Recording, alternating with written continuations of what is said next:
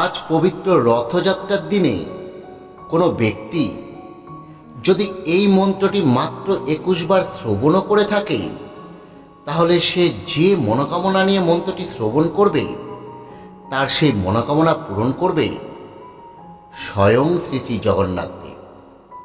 বন্ধুরা, আজ রথযাত্রার দিন আপনারা আর যাই করুন না কেন, আজ সন্ধ্যের পর শ্রী শ্রী জগন্নাথ দেবের উদ্দেশ্যে একটি ঘিয়ের প্রদীপ প্রজ্বলিত করবেন এবং রাতে ঘুমোতে যাওয়ার আগে আপনার মনোকামনার কথা শ্রী শ্রী জগন্নাথ দেবকে জানিয়ে এই মন্ত্রটি মাত্র ২১ বার শ্রবণ করবেন। সঙ্গে চেষ্টা করবেন মন্ত্রটি মনে মনে জপ করবার। তবে বন্ধুরা, মন্ত্রটি জপ করবার আগে একবার অবশ্যই শ্রী শ্রী জগন্নাথ দেবকে ভক্তি ভরে প্রণাম করবেন। আপনার সব মনোকামনা পূরণ করছে শ্রী শ্রী জগন্নাথ দেব। আপনার জীবনের যাবতীয় সমস্যা, যাবতীয় বাধা সব দূর করছে স্বয়ং শ্রী শ্রী জগন্নাথ দেব। যাই হোক বন্ধুরা, আমরা এবার ১১ বার পাঠ করছি সেই জগন্নাথ দেবের শক্তিশালী মন্ত্রটি। আপনারা ভক্তি ভরে শ্রবণ করুন। নীলাচল নিবাসায় নিত্যায় পরমাত্মনে বলভদ্র সুভদ্রাভ্যাং জগন্নাথায় তে নমঃ। নীলাচল নিবাসায় নিত্যায় পরমাত্মনে বলভদ্র সুভদ্রাভ্যাং জগন্নাথায় তে নমঃ। নীলাচল নিবাসায় নিত্যায় পরমাত্মনে বলভদ্র সুভদ্রাভ্যাং জগন্নাথায় তে নমঃ। নীলাচল নিবাসায় নিত্যায় পরমাত্মনে বলভদ্র সুভদ্রাভ্যাং জগন্নাথায় তে নমঃ। নীলাচল নিবাসায় নিত্যায় পরমাত্মনে বলভদ্র সুভদ্রাভ্যাং জগন্নাথায় তে নমঃ। নীলাচল নিবাসায় নিত্যায় পরমাত্মনে বলভদ্র সুভদ্রাভ্যাং জগন্নাথায় তে নমঃ।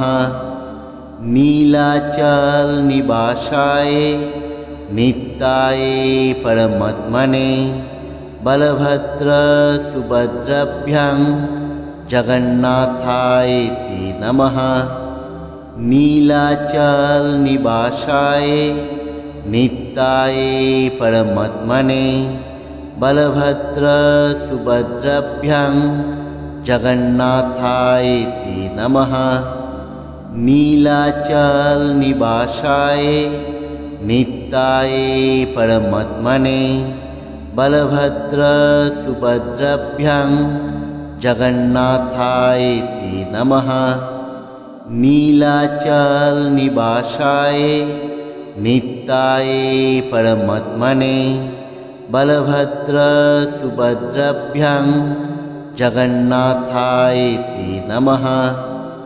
নীলাচল নিবাসায় নিত্যায় পরমাত্মনে বলভদ্র সুভদ্রাভ্যাং জগন্নাথায় তে নমঃ।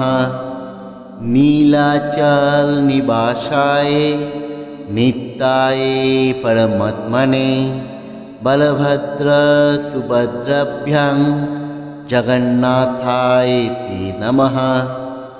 নীলাচল নিবাসায় নিত্যায় পরমাত্মনে বলভদ্র সুভদ্রাভ্যাং জগন্নাথায় তে নমঃ। নীলাচল নিবাসায় নিত্যায় পরমাত্মনে বলভদ্র সুভদ্রাভ্যাং जगन्नाथायते नमः। नीलाचलनिवासाय नित्याय परमात्मने बलभद्रसुभद्राभ्यां जगन्नाथायते नमः। नीलाचलनिवासाय नित्याय परमात्मने बलभद्रसुभद्राभ्यां जगन्नाथायते नमः। नीलाचलनिवासाय नित्याय परमात्मने बलभद्रसुभद्राभ्यां जगन्नाथायते नमः। नीलाचलनिवासाय नित्याय परमात्मने बलभद्रसुभद्राभ्यां जगन्नाथायते नमः। नीलाचलनिवासाय नित्याय परमात्मने बलभद्रसुभद्राभ्यां जगन्नाथायते नमः। नीलाचलनिवासाय नित्याय परमात्मने बलभद्रसुभद्राभ्यां जगन्नाथायते नमः। नीलाचलनिवासाय नित्याय परमात्मने बलभद्रसुभद्राभ्यां जगन्नाथायते नमः।